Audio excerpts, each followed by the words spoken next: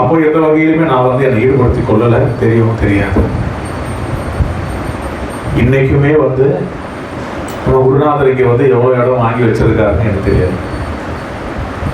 உண்மையாக நமக்கு வந்து இங்கே எவ்வளோ இடம் இருக்குன்றது நான் இன்னும் அது கணக்கும் எடுக்கல, கணக்கும் பார்க்கல, கணக்கும் தெரியாது. அப்படியேதான் இருக்கு. சரி, ஆரம்பிக்கணும்னா அதுக்கு ஒரு சில என்ன சொல்றது, இப்போ அக்கம் பக்கத்தில் அவங்க பேசணும், சட்ட சிக்கல்லாம் இருக்கு.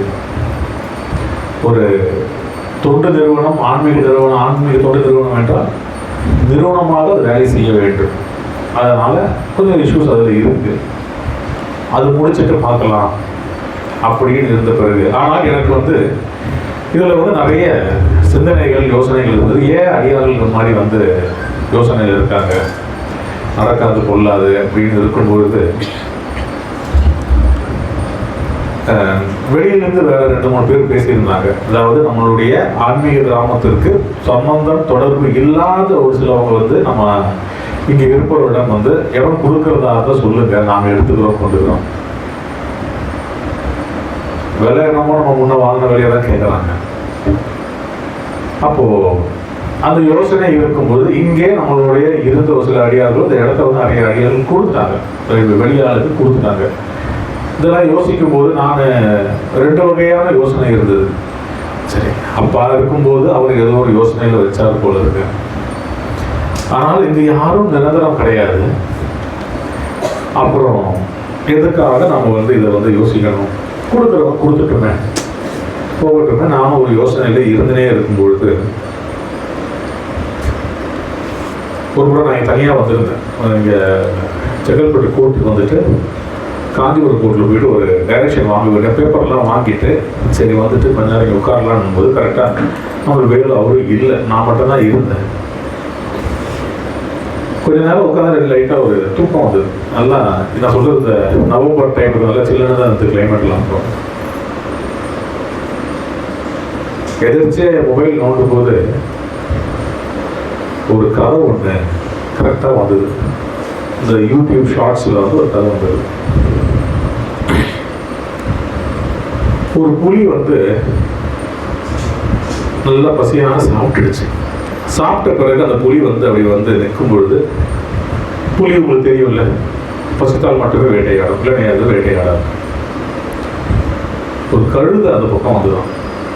அந்த கழுதை வந்து புலியை பார்த்தோன்னே அது கழுதையை தெரிஞ்சிடுச்சு, புலி நல்லா வயிறாக சாப்பிட்டுடுச்சு. என்ன சொல்லிச்சு,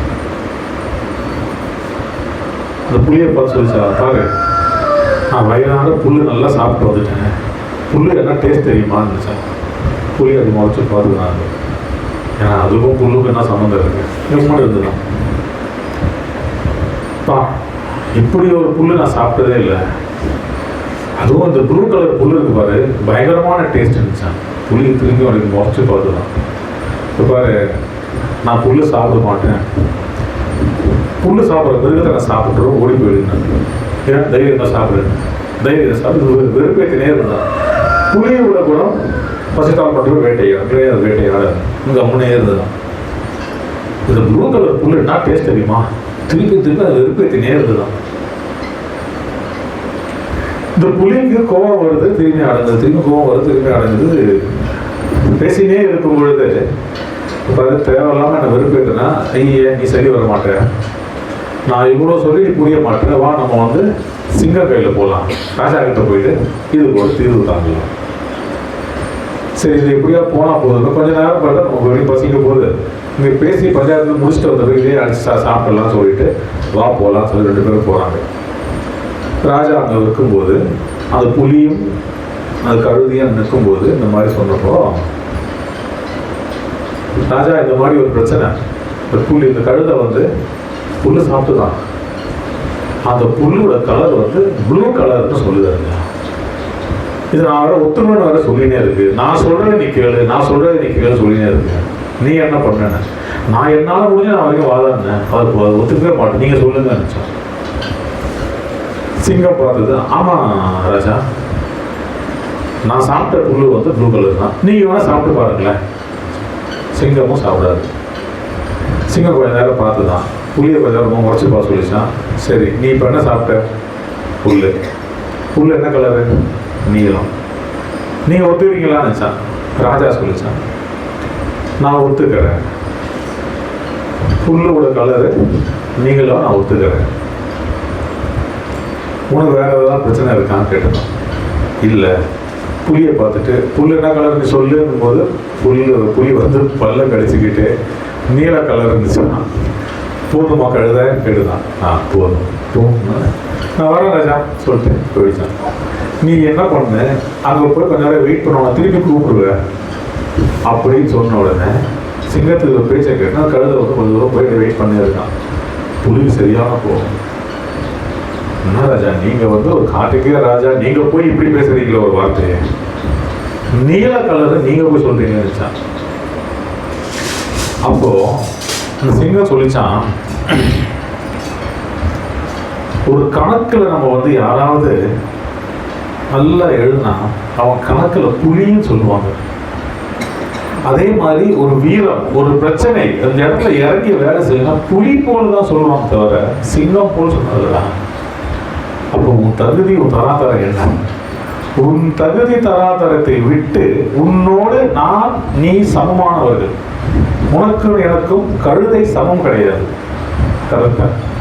அப்போ என்னோட சமமாக இருக்கும் நீ இப்பேற்பட்ட ஒரு சிறு பிரச்சனையை கீழே எடுத்துன்னு இருக்குன்னா உன் தரத்தை மறந்து, உன் குணத்தை மறந்து, உன்னுடைய யோக்கியதையை மறந்து நீ செயல்பட்டது நியாயமா? சரி இல்லையே. உனக்கு அதனால தண்டனை கொடுத்த. கழுதை ஒன்றும் ரொம்ப தூரம் போக போகிறது இல்லையே. அதுவும் இல்லாம இந்த கழுதை சொன்னதையே சொல்லி கொண்டு இருக்கும். அதை வந்து நீ வந்து பெருசாக பொருட்படுத்த வேண்டாம். அதனால நம்ம அதை கழுதைன்னு கூப்பிடுறோம். அதுக்கு நல்ல செய்கிறவன முதல்ல அடிக்கும், பின்னாடி எதனா வேலை செஞ்சால் அது வந்து நல்ல கவனம் இருக்குமா.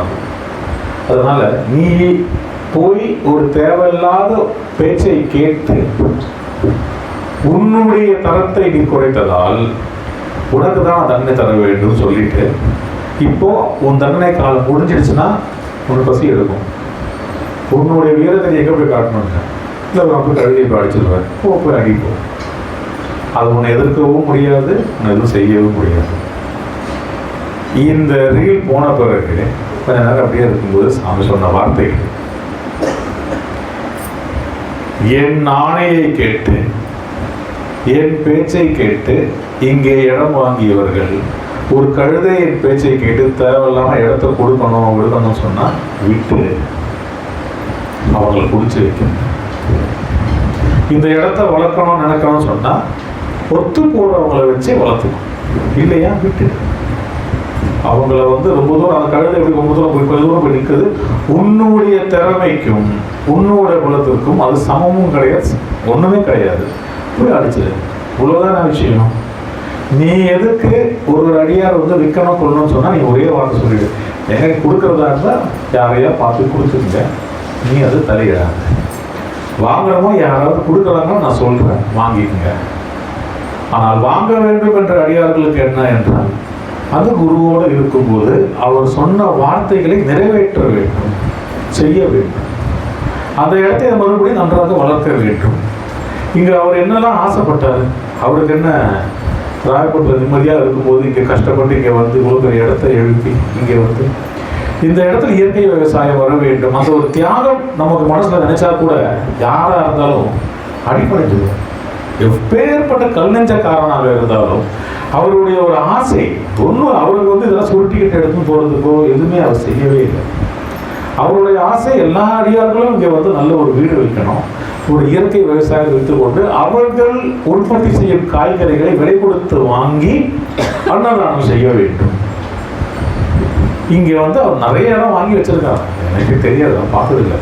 அது எல்லாமே ஃபென்சிங் போட்டு விவசாயம் ஆரம்பிக்கணும்னா கம்மி 25 லட்சம் ரூபாய் இடம் வாங்கினது பெருசு இல்லை, அவ்வளோ இடம் வாங்கி வச்சிருக்காங்க.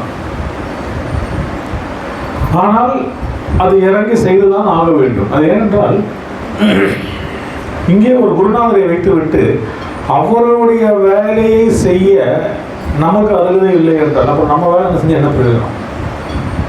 அது ஒரு வைராக்கியமாக எடுக்க வேண்டும். அதனாலதான் ஒவ்வொரு முறையும் அடியார் நான் சொல்றது, பாருங்க, உங்களுக்கு இங்க இடம் இருக்கு, அது ஒரு டெட் இன்வெஸ்ட்மெண்ட் நீங்க நினைச்சீங்கன்னா அந்த கழுத கணக்கு மாதிரி எழுதணும் கணக்கு.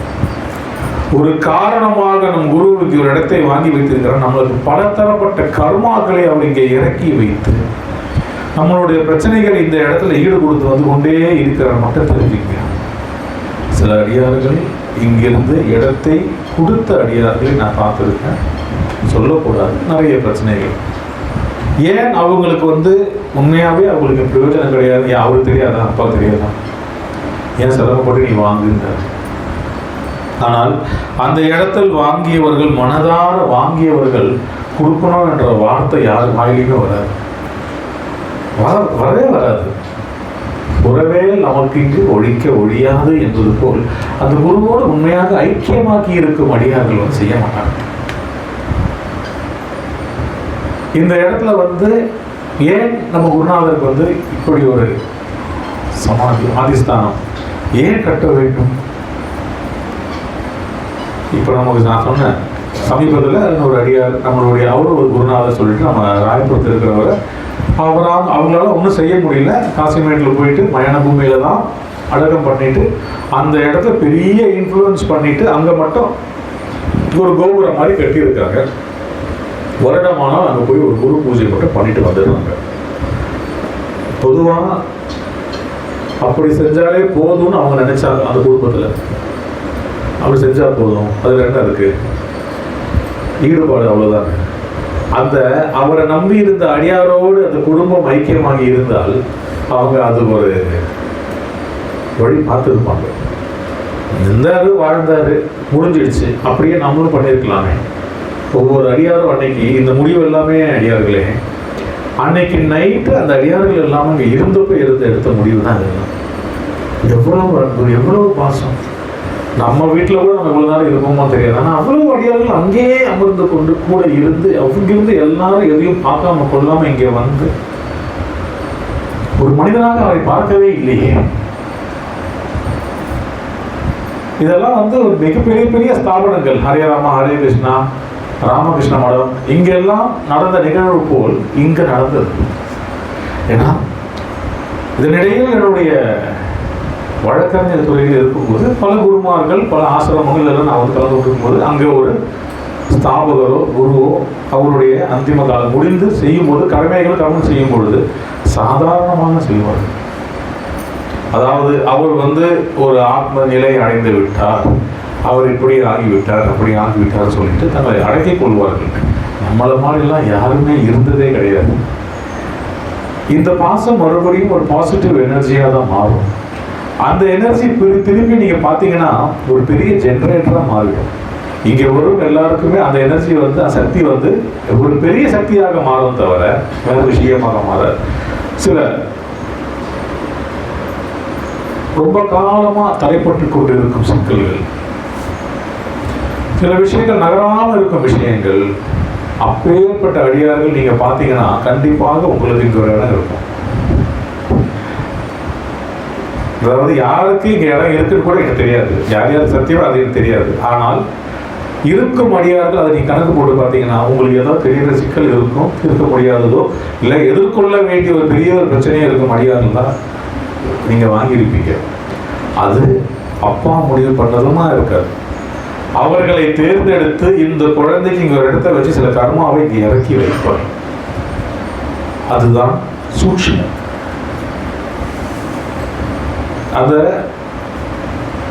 பிரபஞ்ச சக்தி என்றும் அந்த மாபெரும் சக்தி கிருஷ்ண பரமாத்மா என்ற ஒரு திவ்ய ஸ்வரூபம் நேரடியாக தன்னுடைய அந்த பரமாத்மா ஜீவாத்மாவோடு இணைத்துக் கொள்ளும் ஒரு முறை அது. இந்த இடத்துல வேற யாருமே தலையிட முடியாது, செயல்படவும் முடியாது. ஆனால் இந்த இடத்துலையும் நேத்திக்கு கதை மாறிதான். அந்த பக்தியில் நம்ம வந்து கொஞ்சம் வளர்ந்து வந்தோம்னா ஆணவம் தலையில ஏறிடும். எனக்கு தெரியும், இவருக்கு என்ன தெரியும், அவருக்கு அது மாதிரி இந்த இடத்த கொடுத்து அடுத்த வேற வியாபாரம் பண்ணி வேற பிரச்சனையை தீர்த்துக்கலாம் சொல்லி நம்ம செய்வோம். முடியும். முடிந்த பின்பு மறுபடியும் ஒரு அடி ஒன்று விழுப்பாருங்க, எப்படி மீள்வதுன்னே தெரியாது. அதனால நாம வந்து சில விஷயங்கள் அந்த சிஸ்டம், ஒரு கோட் ஆஃப் கான்டக்ட் சொல்லுவாங்க, சம்பிரதாய முறைகள், வழிபாட்டு முறைகள் என்பது போல் இது பிரார்த்தனா மந்திரில் ஒரு வழிமுறைகள், விதிமுறைகள் இதில் யார் எங்கே இருக்க வேண்டும், எப்படி இருக்க வேண்டும் என்பதை மாற்றி நினைத்து மாற்றி விளையாடுது கொஞ்ச நாள் நல்லா தான் இருக்கும் பார்க்குறது. அதுக்கு கொஞ்சம் நம்ம வந்து தீனி போடும்போது கொள்ளணும், அது நல்லா இருக்கிற மாதிரி தெரியும். ஆனால் எப்படி இருந்தாலும் சொல்லுவோமே, இந்த கம்ப்யூட்டர் நாம செஸ் ஆடணும்னா ஒரு 5 கேம் 7 கேம் கம்ப்யூட்டர் தான் ஜெயிச்சுனே இருக்கும். ஏன்னால் அதோடைய திறன்பாடுகள் அதிகம், செயல்பாடுடைய திறமை ரொம்ப ரொம்ப ஜாஸ்தி ஒரு கம்ப்யூட்டருக்கு. அதுபோல் தான் நாம் சில ஆட்டங்கள் நம் சக்திக்கு தெரிஞ்சு நம் புத்திக்கு எட்டினது. எவ்வளோ எட்டு நம்ம புத்திக்கு? ஒரு மனுஷனாக இருந்து ஒரு சில கோட்பாடுகள் சில விஷயங்கள் நம்ம தெரியும், அதுக்கு மேலே தலையில் எட்டுமா? எட்டாது. அதையும் மீறி நம் சிந்தனை நம் யோசனைகள் அதுக்கு அப்பாற்பட்ட ஒரு யோசனையை வைத்து எல்லா விதத்திலும் அந்த ஆத்மாவை அடிப்பணிய வைக்கும் மகாசக்தி எம்பெருமான் கிருஷ்ண பரமாத்மா. சாமி அந்த மாலை வந்து போடணும், கீழே போடுறதுன்னா ஃபர்ஸ்டே போட்டிருக்கலாமே. வச்ச உடனே 2-3 முறை அடியார்கள்லாம் ஆடி எல்லோருடைய அடமும் பார்த்து இறக்கணும்னா அப்போ எவ்வளவு தத்ரூபமாக சொரூபமாக இங்கே இருக்காரு பார்த்தீங்களா? இது வெளியே யாரிடம் சொல்ல முடியாது, இங்கே இருந்து அனுபவித்தவர்கள் மட்டுமே தெரியும். அதே போல்தான் இங்கு இருக்கும் இந்த இடம், நாம் வாங்கியிருக்கும் பூமி, நம் குருவோடு மாதம் நாம் வந்து இங்கே வந்து அவரோடு இருக்கும் பொழுதும் கொள்ளும் பொழுதும் யார் இதை கேவலமாக சொன்னாலும், யார் விளையாட்டாக சொன்னாலும், இதை வந்து கேலி செஞ்சாலும் அதில் கிடைக்கும் ஐஸ்வர்யம் இன்னொரு முறை வேற யாருக்கும் கிடைக்காது. அந்த பாக்கியம், இந்த கைங்கரியம் எப்பொழுதுமே ஒரு கணக்கில் நமக்கு வந்து ஒரு வகையாக கொடுக்கிறதா இருக்கும். இதுலேயே வந்து தேவையில்லாத ஒரு சில பிரச்சனைகள் நமக்கு நடக்குது பாருங்க. பக்கத்தில் இருக்கிறவங்க வந்து ஒரு தொல்லை கொடுக்கறது, அழைப்பே இல்லாமல் அங்கிருந்து வந்து இங்கே வந்து நமக்கு ஒரு தொல்லை கொடுக்கறது, இதெல்லாம் இருக்கும் பொழுது அதை பெரிதாக எடுத்துக்கொள்ளக்கூடாது. அவங்க வந்து என்ன செய்யறாங்க செஞ்சு போடும். இப்போ பாருங்க, அவங்க எல்லாருமே பக்கத்தில் இருக்கிறவங்க எல்லாருமே நமக்கு வந்து மறுபடியும் கொஞ்சம் அவங்க நிறைய பிரச்சனைலாம் ஆகி மறுபடியும் கிருஷ்ணா கையில் வந்து ஒழுங்காக பேசிக்கிட்டு இருக்காங்க. ஆனால் சாமி சேர்ப்பாரா சேர்க்க மாட்டாருன்றது வேற விஷயம். நம்ம அதை பார்க்க வேண்டாம். நம்ம இவரை வேண்டாம் சாமி சொல்லிட்டா நம்ம அதோடு வந்து ஒதுங்கி நின்றுடணும். இதே போல்தான் நாம் அனைவரும் நம்மளுடைய பக்தியிலும் நம் பூஜையும் இருக்கும் பொழுது ஒரு சில ஏற்பாடுகள் நமக்கு எம்பெருமான் செஞ்சு கொடுத்தாருன்னா அதை பொக்கிஷமாக வைத்துக் கொள்ளும் இருக்கும் திறமை நமக்கு இருக்க வேண்டும், பக்குவம் நமக்கு இருக்க வேண்டும். கஷ்டங்கள் இருக்கு, நமக்கு இருக்கு, ஒரு சில பிரச்சனைகள் நம்ம வந்து தீர்க்க முடியும். நாமளா முடிச்சிருவோம்னு நினைச்சோம்னா முடிச்சிடலாம். ஆனால் இந்த இடம் குருநாதர் வச்சது நமக்கு இதே இருக்கட்டும், எவ்வளோ பிரச்சனை வந்தாலும் பரவாயில்ல, அவர் சொல்லி வாங்கின இடத்துல ஒரு காரணம் இருக்கும்னு நினைச்சு வச்சிங்கன்னா அதில் ஒரு மாற்றம் நமக்கு இருக்கும். அதுவும் இல்லாமல் கண்டிப்பாக ஒவ்வொரு அடியாரும் நம்மளுடைய ஒரு சேவிங்ஸ் போல் நினைத்து இந்த இடத்தை அடுத்தது வளர்ப்பதற்கும் அதற்கு உண்டான ஒரு மாற்றமும் முன்னேற்றம் ஏற்படுவதற்கும் ஒரு முயற்சிகள் எடுக்க வேண்டும். முதல்ல வந்து நான் வந்து அந்த இபி லைனுக்காக கேட்டிருந்தேன். அதுக்கு அவங்க இவ்வளோ இது சொன்னாங்க கொண்டாங்க. அதுக்கப்புறம் பார்த்தீங்கன்னா இங்கேயே ஒரு டிரான்ஸ்ஃபார்மர் வந்தது, ரேட்டும் கம்மியாச்சு. கொஞ்சம் அடியாரில் ஆதார் கார்டெலாம் கொடுத்தேன். அந்த ஊர் தலைவர் சிட்டா அந்த பஞ்சாயத்து சீட்டு போடணும், அந்த வேலை டிலே ஆனதால் கொஞ்சம் நம்மளால் கட்ட முடியல. ஆனால் மறுபடியும் பேசியிருக்கோம். இந்த ஊர் தலைவர்லாம் இப்போ எலெக்ஷனுக்கு அப்புறம் மாறிடுச்சுன்னா சீக்கிரமே அந்த வேலைகள் செஞ்சு எந்தெந்த அடியாரெலாம், ஏன்னா முன்னே நம்ம இபி லைன் வாங்கணும்னா ஒரு லைனுக்கு 75,000 80,000 வந்தது. இப்போ அவ்வளோலாம் கிடையாது. ஒரு 10,000 15,000 நம்ம இபி லைன் எடுத்துக்கலாம். ஒரு 4 அடியார்கள் சேர்ந்து ஒரு போஸ்ட்டு போட்டுட்டிங்கன்னா மினிமம் கரண்ட்டு தான், மாதம் 600 நமக்கு 0 கரண்ட்டாக வந்துடும். அதுக்கப்புறம் 4 பேர் சேர்ந்து ஒரு போர் மாதிரி போட்டுட்டாங்க. அந்த போர் கரண்ட்டை எல்லாருமே வந்து ஒரு விவசாய வேலைக்கு முதல்ல ஆரம்பிச்சுக்கலாம். இந்த மாதிரி சிறுக சிறுக ஒரு வேலைகள் ஒரு ஆள் செஞ்சால் 10,000 ரூபா ஆகும்னா 4 பேர் சேர்ந்து செய்யும்போது ஆளுக்கு 2,500 ரூபா வரும். இது எல்லாமே நான் வந்து ஒரு சில கணக்கு போட்டு அடுத்தது நாம் இதெல்லாம் செய்ய வேண்டும். இந்த எல்லா வேலையும், அதாவது ஒருத்தர் ஆசைப்பட்ட ஒரு வேலையை அவரை கூட துணை வைத்து கூட நம்ம ஆரம்பிக்கும் போது அவர் நம்ம துணை வந்து செய்வார் இல்லையா? அதனால இந்த மாதம் நம்மளுடைய பிரார்த்தனையில் குருநாதரிடம், ஆயர்பாடி அப்பனிடம், ஏன்னா குருநாதர்கள் நம்ம எது சொன்னாலும் திருப்பி அவர் வந்து அந்த முறையை எம்பெருமானோடு தான் வைப்பார். இங்கிருக்கும் நிலங்கள் எல்லாம் கிருஷ்ணா உனக்கு பயன்படும் வகையாக மாற்றி தருவதற்கு நாங்கள் எல்லோரும் இன்று முதல் மனதார எங்களை அர்ப்பணித்துக் கொள்கிறோம்.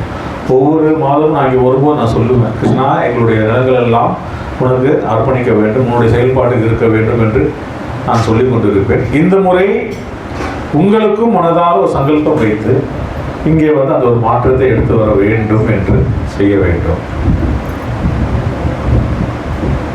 என்னுடைய ஒரு ஃப்ரெண்டு ஒருத்தர் இருக்காரு.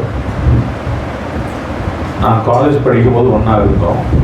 திருவள்ளூர் கொஞ்சம் இடம்லாம் இருக்கு. அப்பா வச்சிருந்தாரு அப்படின்னு சொல்லுவாங்க. அதுக்கப்புறம் கான்டாக்ட்லாம் கிடையாது. இப்போ வந்து அந்த வேற ஒரு ஸ்கூல் அடிகள் எடுக்கிற ஸ்கூல் வந்து அங்கே வந்து திருவள்ளூரில் ஒரு இடம் இருக்கு. அங்கே வந்து ஃபார்ம் ஷாலான்னு சொல்லுவாங்க. அந்த இடத்த ஃபார்ம் ஷாலான்னு சொல்லிட்டு அங்கே என்ன பண்ணுறாங்கன்னா, பிள்ளைங்களை எல்லாம் அரேஞ்ச் பண்ணி ஒரு நாள் அந்த ஸ்கூல்லேருந்து அழைச்சிட்டு போய் ஒரு நாள் விவசாயம் செய்கிறதுக்கு பசங்களை வந்து அங்கே அழைச்சிட்டு போய் விவசாயம் செய்வதற்கு, அப்புறம் இந்த ஆடு பால் கறக்கிறதுக்கு, இந்த மாதிரி விஷயங்கள்லாம் வந்து ஃபார்ம் ஆக்டிவிட்டீஸு, இந்த டிராக்டர் ஓட்டுறது, இயற்கை உணவு சாப்பிடுவதற்கு, இதுக்கு எல்லாம் அரேஞ்ச் பண்ணுற மாதிரி ஒரு நாள் பேக்கேஜ் மாதிரி பண்ணுறாங்க. ரொம்ப வித்தியாசமாக இருந்தது. யாருன்னு பார்த்தா கடைசி பார்த்தா என் ஃப்ரெண்டு, அவன் தான் அதோடைய கரஸ்பாண்டன்ட்டு. அவங்க தான் இந்த வேலையை செய்து கொண்டு இருக்கிறார்கள். அப்புறமா ஃபோனில் பேசும்போது நான் சொன்னல உன் கையில் நான் இந்த இடத்த வந்து இந்த மாதிரி ஆக்குவேன்னு. அது உண்மையாக ஒரு விஷயமா நான் சொன்னேன் அவங்க கையில். இந்த மாதிரி வந்து எங்களுக்கு வந்து ஒரு கோவில் இருக்குங்க, உண்மையாகவே நீங்கள் இதெல்லாம் டெவலப் பண்ணிட்டீங்கன்னா இது ஒரு அடுத்த லெவலுக்கு ஒரு ஸ்கீம் நான் தரேன். இன்றைக்கெல்லாம் வந்து நார்த் இந்தியாவில் அந்த மாதிரி ஸ்கீமெல்லாம் இருக்குது. பேக்கேஜ் போகிறது அவங்க வந்து ஒரு 3 நாள் 4 நாள் விவசாயம் பண்ணுற மாதிரி அவங்க இருக்காங்க. மாயாப்பூர் யாரெல்லாம் தெரியும் தெரியல, இங்கே நிறைய பேருக்கு ஹரிராம ஹரே கிருஷ்ணா மாயாப்பூரில் போனீங்கன்னா உங்களுக்கு இன்றைக்கும் வந்து இயற்கை உணவு தான் நீங்கள் சாப்பிடுவாங்க. அதுவும் ஒரு பேக்கேஜ் மாதிரி கிருஷ்ணாவோட ஐக்கியமாகி அவங்களுடைய ஒரு உணவை அறிந்து கொண்டு அங்கே 2 நாள் தங்கி வர மாதிரி ஒரு பேக்கேஜை அரேஞ்ச் பண்ணுறாங்க. ஏன் நம்ம அதுவும் இங்கேயும் செய்யலாமே? நாம் எல்லோரும் செய்வதற்கு ஒரு முயற்சி நாம் முதலில் எடுத்தால் சிறுதுளி பெருவெள்ளம் என்பது போல் அந்த முயற்சியை நாம் இந்த ஆரம்பித்தால் ஒரு 5 ஆண்டு காலத்திலோ 6 ஆண்டு காலத்திலோ முடியும். ஆக நாம் எல்லோருமே வந்து இன்று இந்த கூட்டு பிரார்த்தனையில் நம்மளுடைய பிரச்சனைகளும் நம்ம மனசில் இருக்கும்.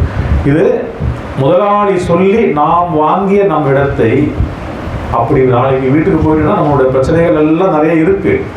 இருந்தாலும் இங்கே ஒரு வளர்ச்சி இருந்து கொண்டே இருக்க வேண்டும், ஒரு பசுமை புரட்சி இருந்து கொண்டே இருக்க வேண்டும் என்பதற்கு ஒரு முதல் கல்லாக இந்த வளர்ப்பிறையில் நாம் பிரார்த்தனையில் நாம் வைப்போம். சரிங்களா?